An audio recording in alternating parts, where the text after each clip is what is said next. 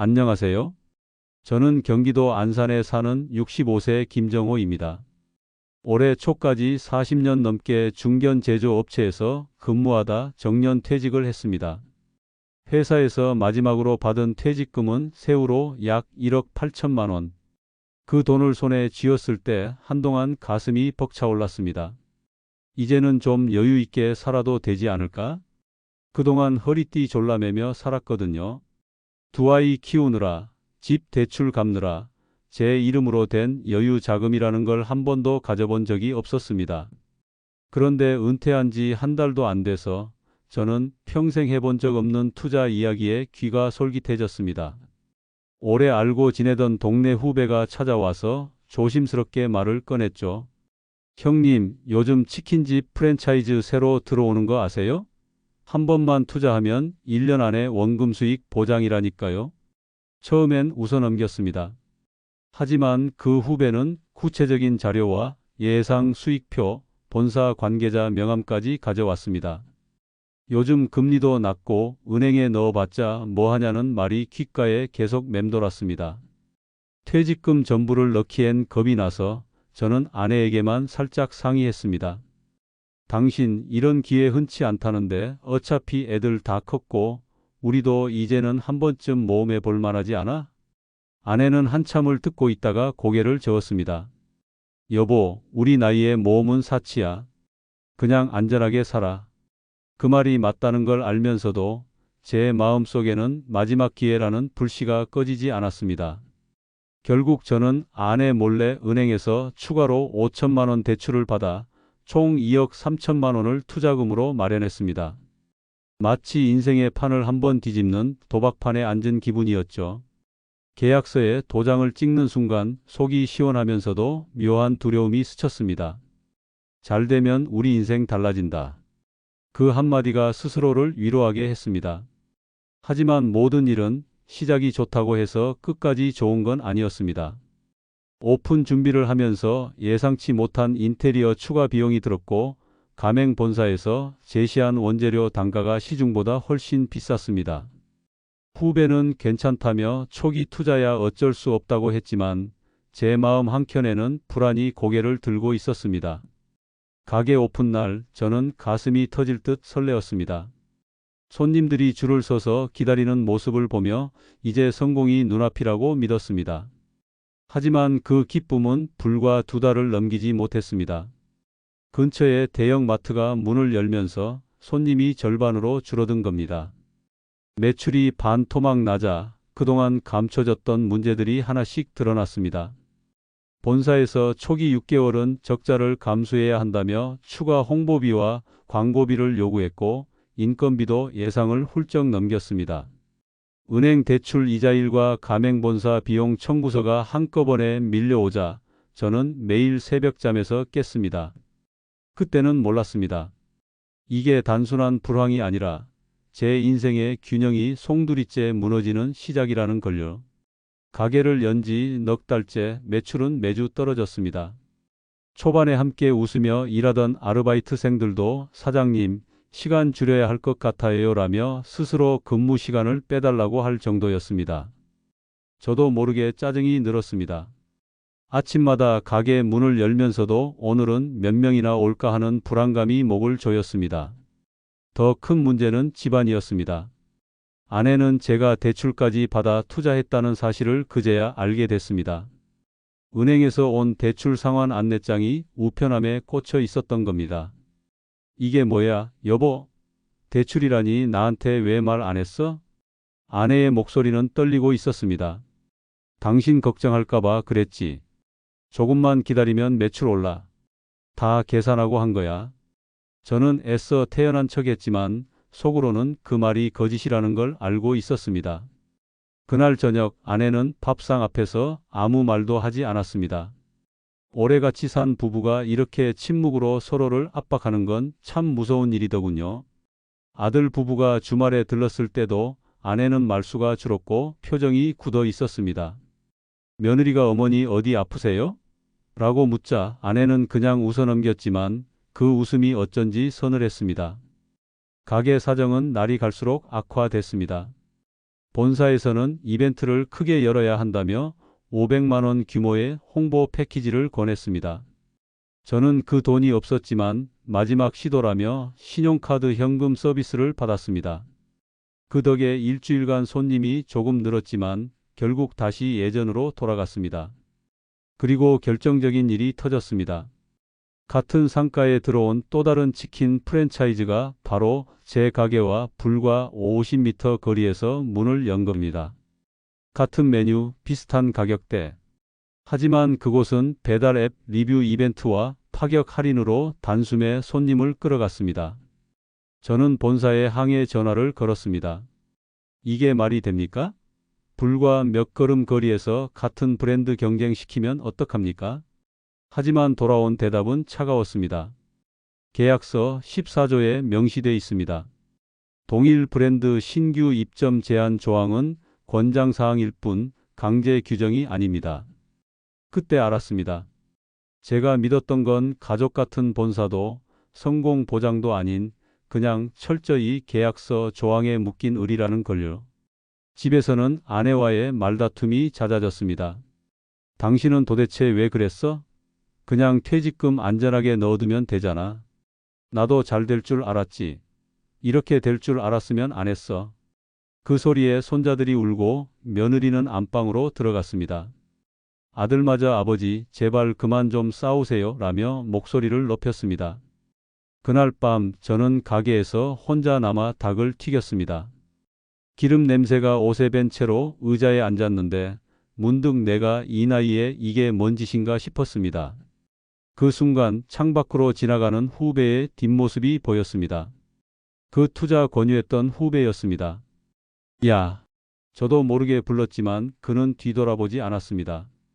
그 후로도 매출은 회복되지 않았고 저는 매달 적자를 메우기 위해 대출을 늘렸습니다. 카드 돌려막기까지 시작하면서 한 달에 이자만 80만 원을 냈습니다. 아내는 이제 제 얼굴을 제대로 보지도 않았습니다. 그 모든 불안과 고립감 속에서 저는 결심했습니다. 이대로 가게를 끌고 갈 수는 없다. 하지만 폐업을 한다면 남는 건 빚뿐이라는 잔혹한 현실이 눈앞에 있었습니다. 겨울이 시작될 무렵 제 가게의 매출은 하루 30만 원을 넘기기 힘들어졌습니다. 닭을 튀기고 기름을 갈고 배달 포장을 준비해도 정작 주문이 오지 않는 날이 늘어났습니다.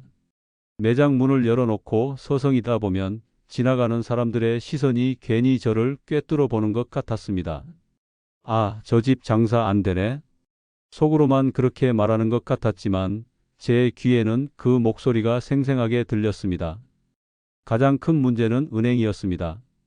대출 원금은 그대로인데 매달 내야 하는 이자가 숨통을 조여왔습니다. 카드값이 연체되기 시작했고 본사에 내야 할 로열티마저 밀렸습니다. 본사 담당자는 전화를 걸어와 계약 위반 시 위약금이 크다며 압박을 주었습니다.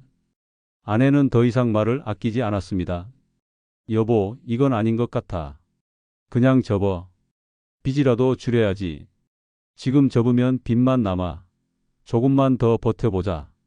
당신 조금만이 몇 번이야? 매일 조금만이라면서 더 깊이 빠지고 있잖아. 그날 밤 우리는 거실에서 한참을 큰 소리로 다퉜습니다. 아들 부부가 문을 닫고 들어갔고 손주는 울음소리를 참지 못해 외할머니에게 안겨 나갔습니다. 그 모습을 보는데 가슴 한쪽이 철렁 내려앉았습니다. 내가 가족에게 준 건 희망이 아니라 고통이구나.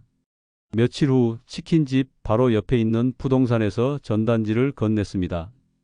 사장님, 혹시 가게 내놓으실 생각 없으세요? 요즘 공실 찾는 분들이 많아서요. 그 말에 순간 가슴이 철렁했지만 또 한편으론 마음이 기울었습니다. 정말 여기서 손을 털어야 하나? 하지만 쉽게 결단할 수 없었습니다. 이미 가게 인테리어, 장비, 계약금까지 다 묶여 있었고 폐업하면 계약 위약금의 빚이 더 늘어날 게 뻔했습니다. 저는 하루하루를 버티는 것 말고는 다른 방법을 찾지 못했습니다. 이쯤 되자 저를 투자에 끌어들인 후배는 연락조차 받지 않았습니다. SNS를 보니 그는 다른 투자자들과 해외여행 사진을 올리고 있었습니다. 그 사진 속 그의 웃음을 보는 순간 제 안에서 뭔가 부서지는 소리가 들렸습니다. 그날 가게 문을 닫고 집에 돌아가니 아내가 냉랭하게 말했습니다. 내일부터 나 친정에 있을 거야. 당신 혼자 생각 좀 해. 그 말이 얼마나 무서운 선언인지 알기에 저는 아무 말도 못했습니다. 그저 고개를 끄덕였을 뿐입니다. 그 후로 집은 더 조용해졌고 가게는 더 썰렁해졌습니다. 주문 앱에서 제 가게 평점이 떨어지기 시작했고 악성 리뷰가 하나둘 달렸습니다. 어느 날은 배달이 늦었다고 손님이 가게에 직접 찾아와 소리를 지르고 갔습니다. 그날 밤 가게에 불을 끄고 의자에 앉아 있던 저는 한참을 눈물도 나오지 않는 채로 앉아 있었습니다. 더 이상 버티는 건 의미가 없다는 생각이 들었지만 동시에 여기서 끝내면 난 정말 끝이다라는 두려움이 발목을 잡았습니다. 그렇게 제 인생은 서서히 몰락의 경사로에서 속도를 높이고 있었습니다. 겨울이 깊어가면서 가게 앞 인도는 얼어붙었고 그만큼 손님 발걸음도 뜸해졌습니다. 문을 열어놓아도 차가운 바람만 매장을 가로질렀습니다. 배달 주문이 들어오면 잠시 마음이 놓였지만 앱 수수료와 배달비를 제하고 나면 남는 건 거의 없었습니다. 그마저도 배달원이 늦게 오면 고객의 불만이 고스란히 제 몫이 됐습니다. 그 즈음 아내는 친정에 머문 지 한 달이 넘었습니다. 처음엔 화가 나서 떠난 줄 알았지만 시간이 지나면서 그녀의 마음이 식어가고 있다는 걸 느꼈습니다. 전화는 짧아졌고 목소리는 무덤덤했습니다. 건강은 챙겨. 그 한마디로 통화가 끝날 때 제 안에서 뭔가 더 꺼져내렸습니다. 어느 날 본사에서 내용 증명 우편이 도착했습니다.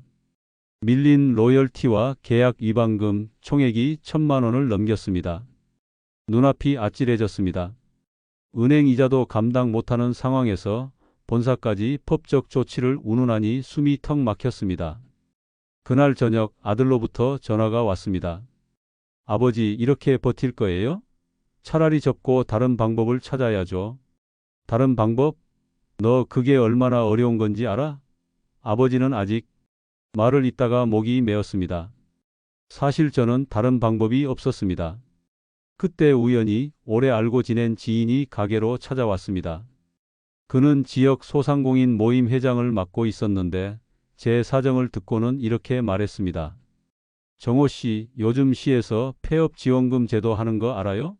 정식 절차 밟으면 일부 손실 보전 받을 수 있어요. 처음엔 귀에 들어오지 않았습니다. 하지만 그는 구체적으로 신청 방법과 조건을 설명했고 저는 그제야 희미하게 빛이 보이는 것 같았습니다. 물론 그 빛이 모든 걸 해결해 주진 않겠지만 무너져가는 마음에 아주 작은 틈새라도 만든 기분이었습니다. 그날 밤 집으로 돌아가는 길에 저는 오랜만에 하늘을 올려다봤습니다. 도시 불빛 사이로 별 하나가 보였습니다. 별을 보는 게 이렇게 위안이 될 줄 몰랐습니다. 하지만 마음 한쪽에서는 여전히 불안이 꿈틀거렸습니다. 폐업 지원금을 받더라도 남은 빚과 계약 문제는 여전했고 무엇보다 아내와의 관계는 돌아오기 힘들 만큼 멀어져 있었습니다. 그럼에도 불구하고 저는 그 작은 가능성에 기대어 다음 날 구청을 향했습니다. 서류를 작성하고 담당자에게 상황을 설명하는 동안 제 목소리가 떨렸습니다. 마치 이 순간이 제 실패를 공식적으로 인정하는 의식 같았습니다. 그럼에도 불구하고 사인을 하며 속으로 되뇌었습니다. 이제는 무너진 자리에서 다시 시작해야 한다. 구청에서 폐업 지원금 신청서를 제출한 지 일주일이 지났습니다. 그 사이에도 가게는 계속 운영했지만 이미 마음은 접을 준비를 하고 있었습니다. 손님이 없는 시간을 이용해 장부를 정리하고 밀린 세금 고지서와 카드 결제 내역을 확인했습니다. 빨간 글씨로 표시된 연체라는 단어가 종이 위에서 저를 비웃는 것 같았습니다. 그러던 어느 날 예전 회사 동료에게서 전화가 왔습니다. 정호 씨, 요즘 어떻게 지내? 듣자 하니 장사한다고. 저는 짧게 웃으며 대답했습니다. 응, 장사한다고는 하지만 이제 그만두려고. 그는 제 사정을 듣더니 뜻밖의 제안을 했습니다. 우리 회사에서 단기 프로젝트를 하려고 하는데 경력 있는 사람을 찾고 있어. 6개월짜리 계약직인데 괜찮겠어? 처음엔 망설였습니다. 오랜 시간 손에 기름 묻히며 가게를 지켰던 제 모습과 다시 사무실 책상 앞에 앉아 서류를 보는 제 모습이 어색하게 겹쳐졌습니다. 하지만 곧 생각이 바뀌었습니다. 다시 일할 수 있다면 그것도 나쁘지 않지. 저는 아내에게 전화를 걸었습니다. 나 다시 일자리 알아봤어. 이번엔 가게가 아니라 예전 회사 쪽 일이야. 아내는 잠시 말이 없더니 조용히 대답했습니다. 그래, 잘했네. 그 한마디가 제 마음속 얼음을 조금 녹였습니다. 며칠 뒤 구청에서 폐업 지원금 심사가 통과됐다는 연락이 왔습니다. 지원금은 크지 않았지만 밀린 전기세와 가스비를 갚는 데는 충분했습니다. 그 돈을 받아들고 가게로 돌아오니 유리문에 붙은 임대문의 종이가 더 이상 두렵지 않았습니다. 마지막 영업날 가게를 찾은 단골 몇 명이 손을 흔들며 인사했습니다. 사장님, 고생 많으셨어요. 그 짧은 말 한마디가 참 크게 느껴졌습니다. 가게 불을 끄고 철문을 내린 순간 제 안에서 묘한 해방감이 솟았습니다. 물론 빚은 여전히 남아 있었고 앞으로 갚아야 할 길은 멀었습니다. 하지만 이제는 더 이상 무의미한 버티기를 하지 않아도 된다는 사실이 제 어깨를 조금 가볍게 만들었습니다. 그 길로 저는 새로운 계약직 근무를 시작했습니다. 아침에 출근 버스를 타고 동료들과 커피를 마시며 일 이야기를 하는 것이 이렇게 낯설고도 편안할 줄 몰랐습니다. 하루하루 조금씩 숨이 트였습니다. 아직 아내와의 관계가 완전히 회복된 건 아니지만 주말이면 함께 장을 보러 가고 간단한 식사를 나누며 예전처럼 대화를 하려고 노력했습니다. 이 작은 변화들이 앞으로의 제 인생에서 새로운 전환점이 될 거라는 희망이 생겼습니다. 가게 철문을 내린 지 석 달이 지났습니다. 아직도 그 철문을 내릴 때 들렸던 묵직한 소리가 귀에 맴도는 날이 있습니다. 하지만 그때의 절망은 이제 조금은 멀리 느껴집니다.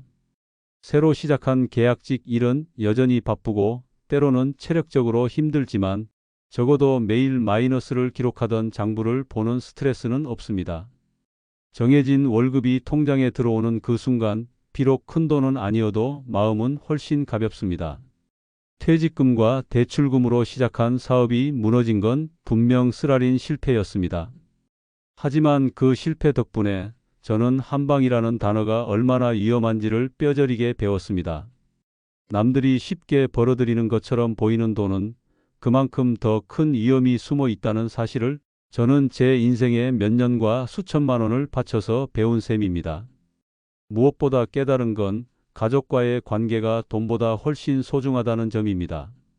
사업이 무너지는 동안 저는 아내의 마음이 어떻게 다치는지도 아들의 얼굴에 실망이 어떻게 스며드는지도 똑똑히 보았습니다. 그 상처는 돈으로 메꿀 수 없다는 걸 이제야 압니다. 아직 빚은 남아 있습니다. 앞으로 몇 년은 허리띠를 졸라매야 하고 여행이나 여유는 꿈도 못 꿀 겁니다. 하지만 이번에는 현실적인 목표를 세웠습니다. 매달 조금씩 빚을 갚고 그 과정에서 가족과의 시간을 놓치지 않는 것, 그리고 다시는 욕심이 이성을 앞서지 않게 하는 것. 가끔 가게 앞을 지나갈 때가 있습니다. 지금은 다른 업종이 들어와 환하게 불이 켜져 있고 손님들이 웃으며 이야기하는 소리가 들립니다. 그 모습을 보며 부러움보다는 이제는 담담한 마음이 듭니다. 그건 내 길이 아니었구나. 이 이야기를 나누는 이유는 단 하나입니다. 혹시라도 저처럼 퇴직 후 마지막 기회라는 말에 혹하는 분들이 있다면 제 경험이 조금이나마 경고가 되길 바라는 마음입니다. 모든 투자는 냉정한 계산과 위험 분석이 필요합니다. 감정이나 주변의 권유만으로 내 인생의 전부를 걸어서는 안 됩니다. 저는 이제 다시 하루하루를 살아가고 있습니다. 크게 웃는 날보다 그저 무탈하게 하루를 마무리하는 날이 많지만 그게 진짜 평온이라는 걸 알게 되었습니다. 그리고 그 평온 속에서 저는 다시 가족과 함께 시간을 쌓아가고 있습니다. 오늘 사연 끝까지 함께해 주셔서 감사합니다. 누군가의 실패와 회복 이야기가 지금 비슷한 길 위에 서 있는 분들에게 작은 나침반이 되었기를 바랍니다. 퇴직 후의 삶은 새로운 기회이기도 하지만 동시에 더 신중해야 하는 시기입니다. 화려한 약속이나 빠른 수익이라는 말은 그 이면을 꼭 살펴봐야 합니다. 무엇보다 돈보다 중요한 건 곁에 있는 가족과 지켜야 할 관계입니다. 혹시 이 영상을 보시는 분들 중에 비슷한 경험이나 조언이 있다면 댓글로 나눠주세요. 당신의 한마디가 누군가를 살릴 수도 있습니다. 구독과 좋아요, 알림 설정으로 앞으로도 사람 사는 이야기, 그리고 그 안에서 피어나는 작은 희망들을 함께 나눠주세요. 다음 이야기에서 뵙겠습니다.